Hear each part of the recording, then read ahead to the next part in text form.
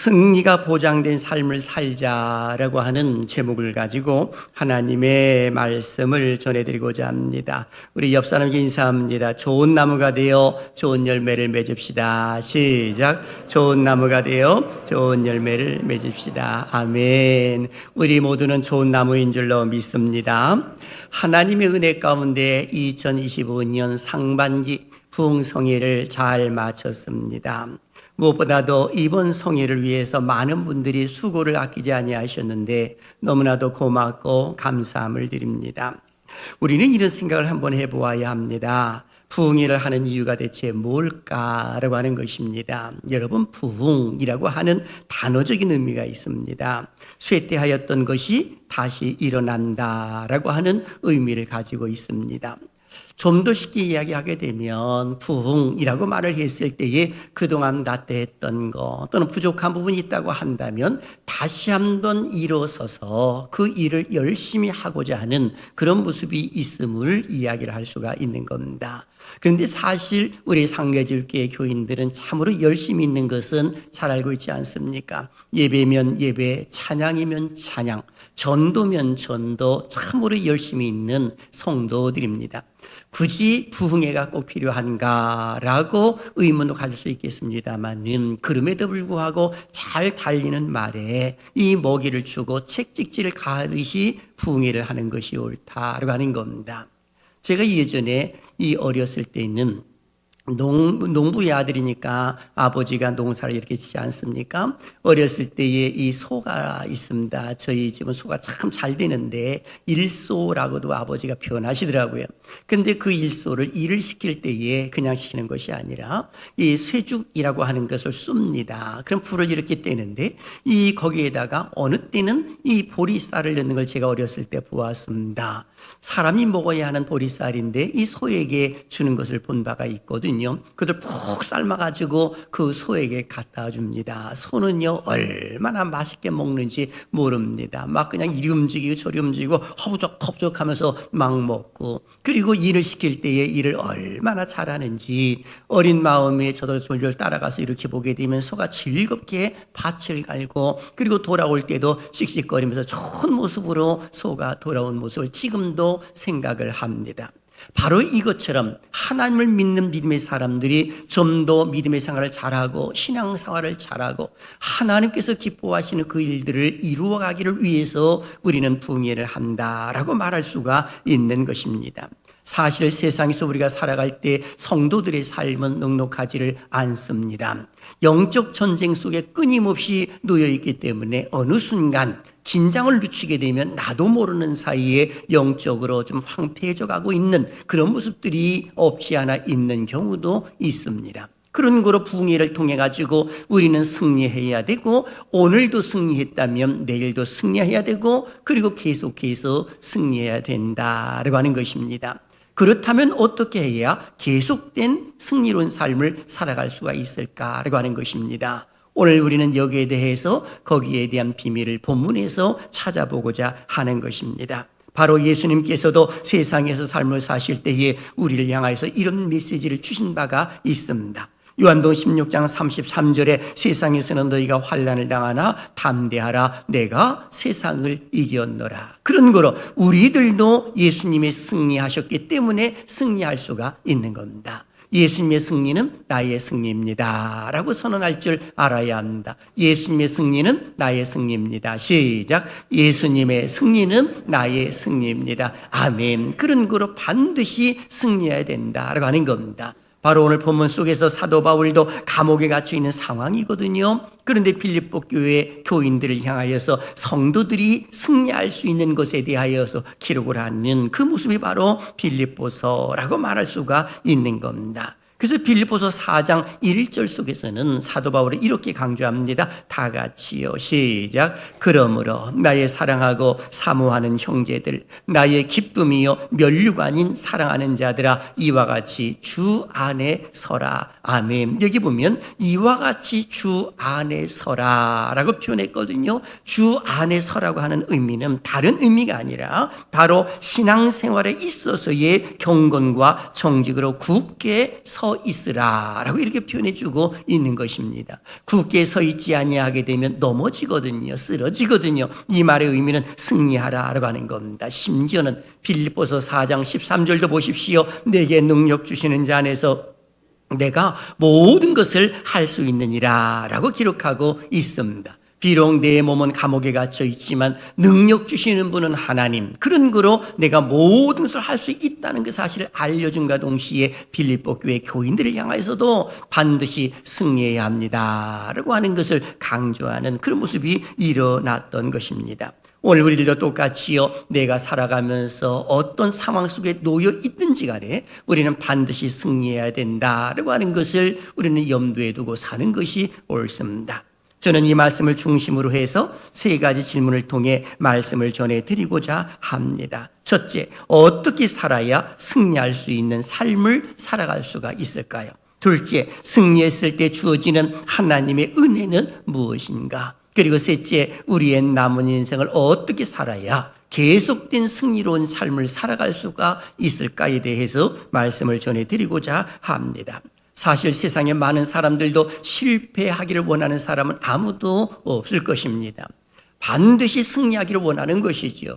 나라도 똑같은 겁니다. 국가와 국가 간에 전쟁이 일어나면 패배했을 때의 그 결과는 참으로 비참한 것입니다. 전쟁은 일어나지 말아야 합니다만 만일 일어난다면 이 반드시 이겨야만 하는 겁니다. 만일에 패배하게 되면 우리가 경험하지 않았겠습니까? 6.25를 경험했습니다. 힘이 없으니까 그야말로 우리가 얼마나 어려움을 많이 당했습니까? 심지어는 일본에 의해서 35년 가까이나 힘겹고 어려움을 당하는 그런 모습들이 일어났던 것은 이 패배했기 때문에 그런 것이거든요. 그런 거로 전쟁이 일어나면 반드시 이겨야 되는 것은 말할 것도 없고 병마와의 싸워서도 이겨야 되는 것이고 하물며 영적으로 말할 때에는 말할 것도 없는 것이죠.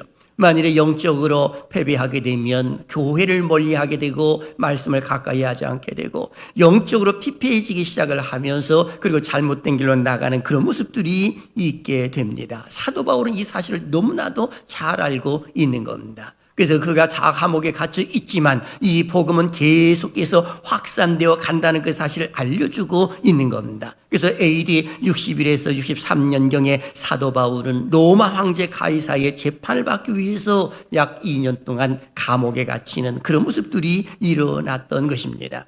그런데 빌립보 교회 교인들의 소식이 전해집니다. 빌립보 교회가 많이 어렵다는 겁니다. 외적으로는 많은 사람들의 핍박이 있고 우상을 숭배하는 자들의 핍박이 있고 로마에 의해서 그리고 또 너가 나와서는 유대인들에 의해서 많은 어려움을 당하고 있고 심지어는 교회 안에 분열 위기까지도 초래되었다라고 하는 그 사실을 접하게 되었던 겁니다. 이 사실을 알고 있었던 사도 바울은 성도들에게 힘이 있어야 되겠구나라고 해서 하나님의 계시를 받고 빌립보서를 기록함으로 인하여서 오늘 바로 옥중에서 기록했다고 해서 일명 옥중서신이기도 한 것입니다.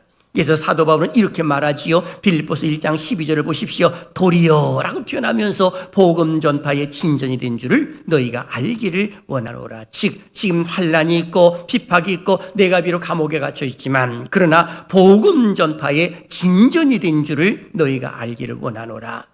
어찌 보게 되면 어떻게 이것을 이 복음의 진보로 이야기를 할 수가 있을까? 지금 핍박도 있고 환난도 있고 지도자는 감옥에 갇혀 있는데 어떻게 복음의 진전이 일어난단 말인가? 바로 이것은 하나님이 함께 하시기 때문에 가능하다는 그 사실을 사도 바울은 언급해 주고 있는 겁니다. 지금도 똑같은 것이지요. 내 삶의 환경이 좋지 못한 모습이 있다 하더라도 하나님이 함께 하시면 반드시 승리하게 될 줄로 믿습니다. 그렇다면 오늘 우리는 첫 번째 질문을 해봅니다. 어떻게 살아야 승리하는 삶을 살 수 있을까라고 하는 것입니다. 사도 바울은 세 가지를 기록을 합니다. 예수 그리스도를 믿는 믿음의 성도들이 가져야 할 자세, 전반적인 삶의 모습을 이야기를 해주고 있는 겁니다. 그 첫 번째는 항상 기뻐하라 라고 하는 것입니다. 4절을 보십시오. 우리의 모습입니다. 시작. 주 안에서 항상 기뻐하라. 내가 다시 말하노니 기뻐하라. 아멘. 사도 바울은 주 안에서 기뻐하라. 내가 다시 말하노니 기뻐하라 라고 명령형으로 이야기를 합니다. 이것은 부탁이 아닙니다. 법령이 아닙니다. 명령이거든요. 그럼 그 명령이 뭐냐? 반드시 기뻐하라. 그것도 항상. 어떻게? 주 안에서라고 이렇게 표현해 주고 있는 겁니다. 그런 거로 주 안에서 어떤 일들이 생기든지 간에 항상 기뻐하라. 이 명령형으로 지금 되어 있음으로 인하여서 말해 주고 있는 겁니다. 주 안에서라고 하는 말은 예수님과 연합된 모습을 가리켜 말하는 것이거든요. 즉 죄와 사망의 권세가 우리를 감히 건드리지를 못하기 때문에 주 안에서라고 이렇게 표현해 주고 있는 겁니다. 원죄와 고범죄부터 자유함을 얻었기 때문에 너희들이 기뻐할 수밖에 없다라는 그 사실을 알려주고 있는 겁니다. 바로 그리스도인들은 그래서 항상 기뻐하는 존재예요. 그래서 데살로니가전서 5장 16절에 항상 기뻐하라 라고 이렇게 강조하는, 왜요? 이는 그리스도 안에서 너희를 향하신 하나님의 뜻이나 이렇게 기록하고 있습니다. 하나님의 뜻이기 때문에 기뻐해야 된다라고 하는 겁니다. 도저히 기뻐할 수 없는 상황이 내 앞에 펼쳐진다 하더라도 우리는 기뻐할 수밖에 없는 존재다. 이유는 뭐예요? 하나님이 그렇게 명령을 내리셨기 때문에 그런 겁니다. 그런 거로 저는 우리 살아가신 여러분들 모두가 다 항상 주 안에서 기뻐하는 삶을 사시기를 주님의 이름으로 축원합니다. 그리고 두 번째, 관용을 베풀라. 이것도 명령형입니다. 5절을 보십시오. 너의 관용을 모든 사람에게 알게 하라. 주께서 가까우시니라 라고 이렇게 표현해 주고 있습니다. 관용이라고 하는 것은 다른 사람을 너그럽게 대하는 태도를 가리켜 말하는 것이거든요. 온유함이나 용서함 이런 것들을 일컬어 말해 주고 있는 겁니다. 심지어 빌립보 교회 교인들은 빌립보서 1장 28절과 30절을 보게 되면 대적자로부터 그런 싸움이 있었거든요. 그러는 모습 가운데 함께 싸우는 그런 모습 가운데에서 그 마음이 다칠까 봐 사도 바울은 관용을 베풀어라. 심지어는 공동체가 무너질 것 같아서 그들을 향하여 관용을 베풀라고 말하는 것이거든요. 성도들이 의견이 다르고 생각이 다르고 그런 모습이 있을 때에 너그러운 마음을 갖게 되면 그분의 모든 것들을 포용할 수 있는 모습이 나오지만은, 그러나 관용이 없으면 밀어내는 것이지요. 밉지요. 말하는 것도 밉고 다 미운 그런 모습이 있는 것 아니겠습니까? 긴병에 효자 없다라는 속담도 있듯이 좋지 않은 상황이 계속될 때는 자기도 모르게 관용의 삶을 살지 아니하고 마음이 좁아지는 경우도 없지 않아 있는 경우가 있습니다. 그럼에도 불구하고 사도 바울은 말합니다. 관용을 베푸십시오 라고 말합니다. 이유는 바로 마르나타, 주님께서 가까이 오신다. 이제 곧 오시기 때문에 마르나타. 이 마르나타는 주님의 제 이름을 가리켜 말하는 것인데, 더 나아가서는 우리의 인생에 있어서의 얼마 살지 못할 것이기 때문에 많은 사람들에게 관용하십시오 라고 이렇게 말할 수가 있는 겁니다. 인생 70, 강건하면 80이라고 성경에 기록되어 있지 않습니까? 그 이상에 사는 것은 보너스의 인생이라고 생각하면 되는 겁니다. 그런 거로 인생을 어느 정도 사신 분들은 이해하지 못할 일이 없다라고 이런 말도 하는 거예요. 실제로 세상에 살면서 이해하지 못할 일은 아무것도 없습니다. 즉 관용된 삶을 살라는 것이죠. 이것이 기독교인들의 자세예요. 세 번째는 하나님께 아뢰라고 명령으로 이야기합니다. 6절을 보세요. 시작. 아무것도 염려하지 말고 다만 모든 일에 기도와 간구로 너희 구할 것을 감사함으로 하나님께 아뢰라. 아멘. 여기 보니까 아무것도 염려하지 말고, 여기 염려라는 말은 원형으로 보게 되면 메림나오라고 나와 있습니다. 메림나테인데 그 원형이 메림나오예요. 이 말의 의미는 마음이 나누어진다라는 뜻이거든요. 그러니까 염려라고 하는 것은 하나님을 섬기는 마음이 있는데 염려가 들어오면 인하여서 반은 이쪽으로 반은 이쪽으로, 그러니까 하나님을 온전히 신뢰하지 못하는 것을 가리켜 말한다. 이렇게 볼 수가 있는 것입니다. 그러면 이런 염려가 내게 왔을 때는 어떻게 되느냐? 바로 사도 바울은 세 가지를 이야기합니다. 첫째는 기도요, 두 번째는 간구요, 세 번째는 너희 구할 것, 이렇게 표현해 주고 있습니다. 그런데 원어를 보게 되면 이것이 각각 다르거든요. 어찌 보게 되면 하나님께 기도하라는 것이구나 라고 하는 것으로 통할 수가 있는데, 원어를 보게 되면 기도라고 했을 때 프로슈케라고 되어 있습니다. 이 말은 특별히 따로 시간을 내어서 기도하는 것을 가리켜 말합니다. 좀 더 쉽게 말하게 되면 이 특별히 따로 떼어둔 작정 기도라고도 말할 수가 있는 겁니다. 그리고 간구해라고 했을 때 대에스이라고 표현되어 있습니다.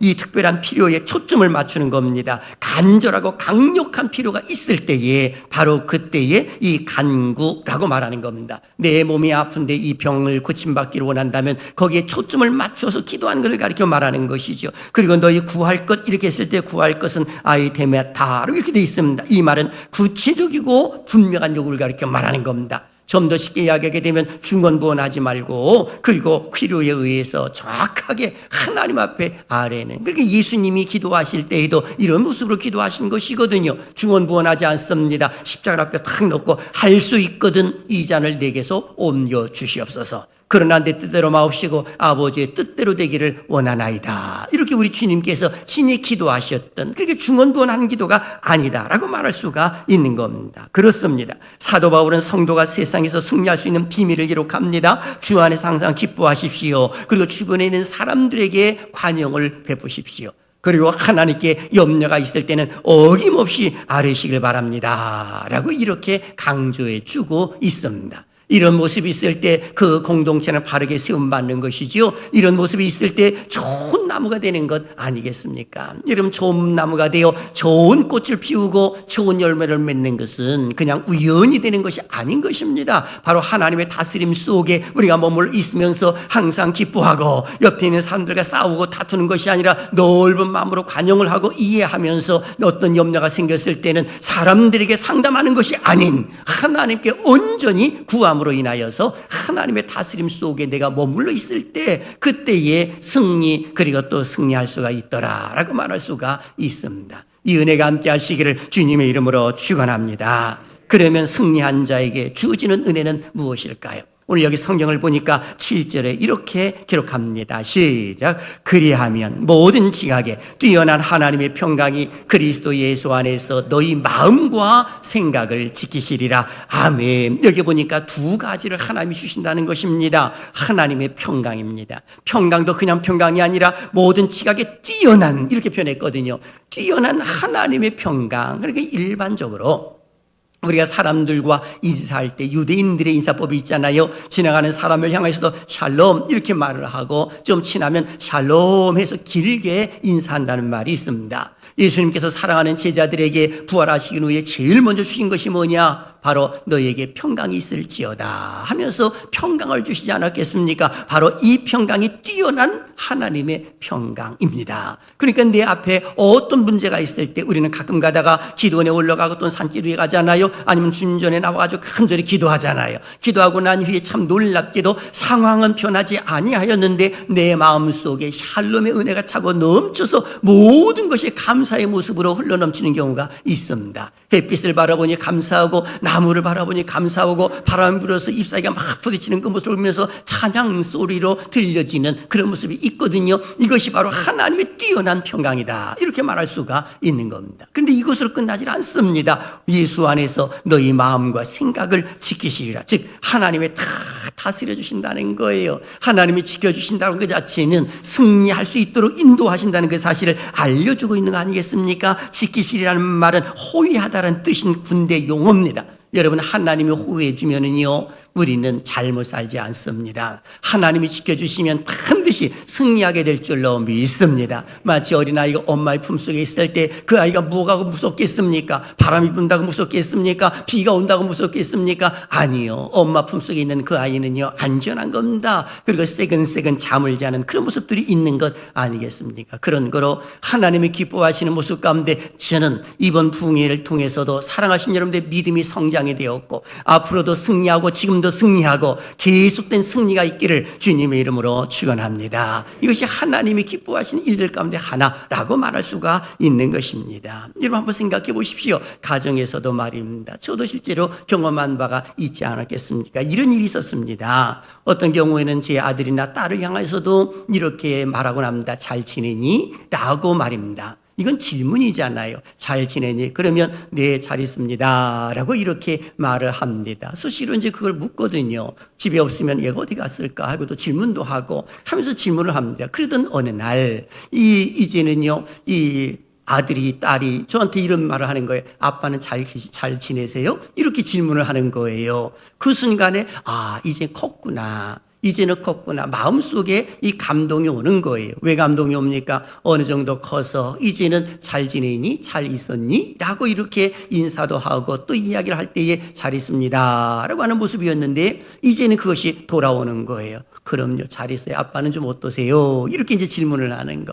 그러니까 성장한 거예요. 여러분, 우리 기독교인들이 어느 정도 성장을 했으면 하나님이 기뻐하신 일들 이루어드리는 것이 옳지 않겠습니까? 바로 그것은 항상 하나님이 나와 함께 하심으로 인하여 승리할 수 있다라고 하는 믿음의 확신입니다. 이 은혜가 함께 하시기를 주님의 이름으로 축원합니다. 그런 거로 오늘 가져야 할 자세 두 가지가 있습니다. 꼭 기억하십시오. 첫째, 감사한 조건을 생각해 보아야 합니다. 늘 감사라는 것이지요. 6절 하반절 보십시오. 너희 구할 것을 감사함으로 하나님께 아뢰라 라고 이렇게 표현해주고 있습니다. 여러분, 감사의 조건이 우리가 얼마나 많습니까? 그래서 너희 구할 것, 이 구할 것이라고 했을 때 여러분, 건강의 문제를 놓고 구할 수도 있는 것이고, 자녀의 문제를 놓고 구할 수도 있는 것이고, 나라의 문제를 놓고 구할 수도 있는 것이고, 모든 상황을 놓고도 기도할 수가 있는 게 구할 것 아니겠습니까? 그런데 거기 하나를 던지라는 거예요. 그것이 뭐냐? 감사합니다. 여러분, 고통당하는데 감사하라고? 그럼요.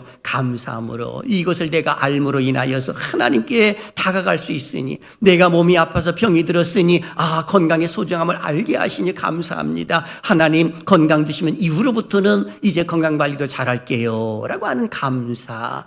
하나님께서 나라에 어려움을 두었지만 이 어려움 속에서도 지금까지 인도해 주신 하나님 은혜에 감사하면서 이 어려움도 잘 극복할 줄로 믿습니다. 이렇게 하는 거예요. 이것이 감사한 조건을 생각해 보는 것 아니겠습니까? 그래서 되돌아보게 되면 감사는요, 세 가지가 있습니다. 과거와 현재와 미래거든요. 여러분, 과거도 되돌아보게 되면 모든 것이 하나님 은혜였잖아요. 우리나라가 이렇게 잘 사는 것도 하나님의 은혜고, 지금 이렇게 예배 드리는 것도 하나님 은혜고, 그리고 지금 이 순간에도 우리가 예배 드릴 수 있고 숨을 쉴 수 있는 것만으로도 생각해도 우리는 감사할 수가 있는 겁니다. 미래는 말할 것도 없는 것이죠. 바로 여호와 이레를 생각을 하면서 감사의 모습을 가지며 너희 구할 것을 구하라 이렇게 말씀해 주고 있는 것입니다. 그러면요, 점점 믿음이 강해짐과 동시에 어제의 승리, 오늘의 승리하게 되고, 오늘의 승리는 내일의 승리로 이어지게 되고, 임종하는 순간에도 승리하게 될 줄로 믿습니다. 바로 우리 주님이 기뻐하시는 모습이 그와 같다라고 하는 겁니다. 두 번째는 하나님께 맡기는 것입니다. 오늘 여기 나와 있는 이 말씀처럼 아무것도 염려하지 말라고 표현해주고 있잖아요. 하나님께 맡기라는 표현이거든요. 그러니까 하나님께 다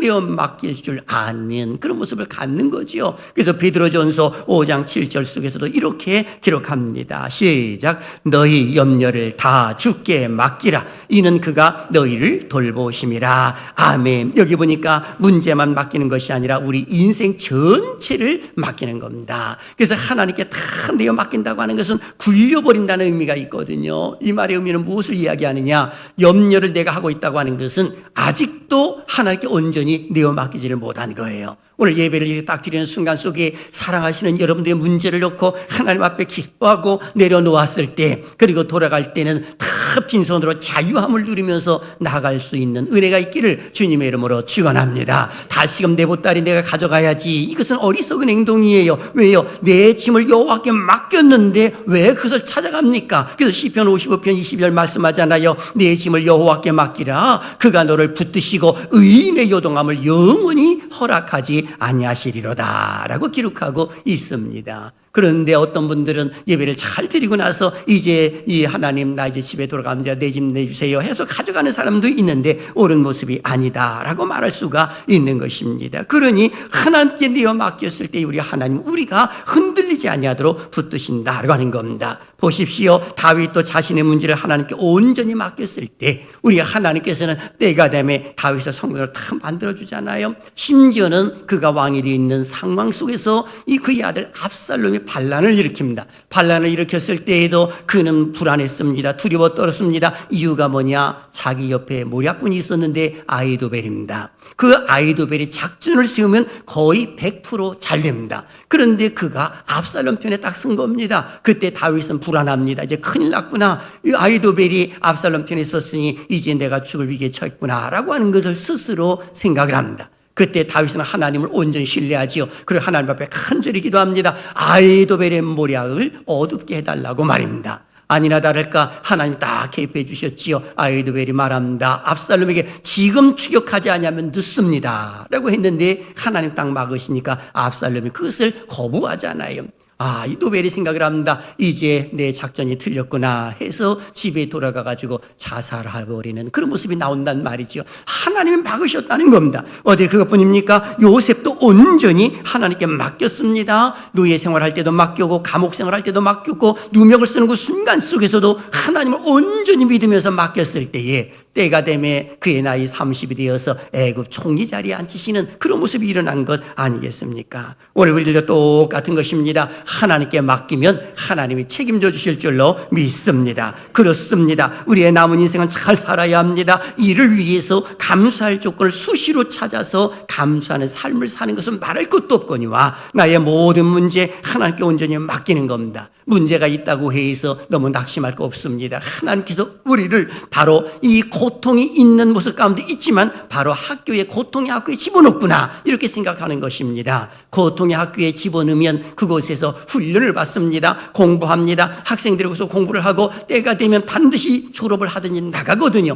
고통도 똑같은 겁니다. 하나님이 우리를 이곳으로 넣어서 훈련을 시키는 것이구나. 이유는 바로 순금과 같은 믿음을 갖기를 원해서, 그리고 하나님께서 믿음의 성장을 보시기 위해서 우리 하나님이 그렇게 말씀하고 계신다는 그 사실을 잊어서는 안 된다라고 하는 것입니다. 사람이라면 누구나 고통당하는 모습이 있는 겁니다. 고통이 없는 사람은 아무도 없어요. 살아있는 것 자체만으로도 고통입니다. 그러나 그 고통에서 패배하는 것이 아니라 하나님의 능력으로 승리할 수 있다라는 그 사실을 결코 잊어서는 안 된다라고 하는 겁니다. 사랑하시는 여러분, 여호와를 기뻐하십시오. 하나님께 맡기십시오. 그러면 하나님께서 응답 주실 줄로 믿습니다. 시편 37편 4절 6절 시작. 또 여호와를 기뻐하라. 그가 네 마음의 소원을 네게 이루어 주시리로다. 내 길을 여호와께 맡기라. 그를 의지하면 그가 이루시고 내 의를 빛같이 나타내시며 내 공의를 정오의 빛같이 하시리로다. 아멘. 여러분, 정오의 빛을 한번 보십시오. 얼마나 뜨겁습니까? 이 정오의 빛을 보면 눈을 뜨고 그 태양을 볼 수가 없습니다. 보면 금방 눈이 멀거든요. 그 정도로 강한 빛을 비신다는 거예요. 하나님을 기뻐하고 하나님께 그걸 내어 맡겼더니 정오의 빛같이 강하게 빛나도록 만들어 주실 것임을 약속해 주고 있습니다. 사랑하신 여러분, 여호와 앞에 잠잠하고 참고 기다릴 줄 아는 것, 이런 모습이 있을 때 하나님께서 형통의 복으로 함께 하신다는 그 사실도 우리는 잊어서는 안 된다라고 하는 겁니다. 사랑하신 여러분, 우리는 승리가 보장된 삶을 살아가도록 준비된 성도들입니다. 그런 거로 오늘 아프다고 해서, 오늘 실패했다고 해서 내일도 실패할 것이라고 생각하지 마십시오. 오늘 실패한 것은 이렇게 해서는 안 되는 것을 알았구나 라고 해서 하나님 나에게 힘을 주셔서 오늘 실패한 거 다시는 반복하지 아니하도록 은혜를 베풀어 주심으로 내일은 승리하도록 이끌어 주시옵소서. 우리 하나님께서 역사하실 줄로 믿습니다. 그 하나님은 살아계신 하나님, 그 하나님이 우리의 하나님이시거든요. 그래서 신명기 33장 29절을 보십시오. 하나님의 택한 백성을 향하여 하나님은 이렇게 외쳐주십니다. 시작. 이스라엘이여, 너는 행복한 사람이로다. 여호와의 구원을 너같이 얻은 백성이 누구냐? 그는 너를 돕는 방패시요 내 영광의 칼이시로다. 내 대적이 내게 복종하리니 내가 그들의 높은 곳을 밟으리로다. 아멘. 이스라엘이여, 너는 행복한 자로다. 상계절교의 성도들이여, 하나님께서 우리를 향하여 말씀하십니다. 사랑하시는 여러분들은 행복한 사람들인 줄로 믿습니다. 승리하는 사람들인 줄로 믿습니다. 힘들다고 좌절하지 말고, 어렵다라고 해서 주저앉지 말고 하나님과 능력으로 다시 한번 비상하는 은혜가 있기를 주님의 이름으로 축원합니다.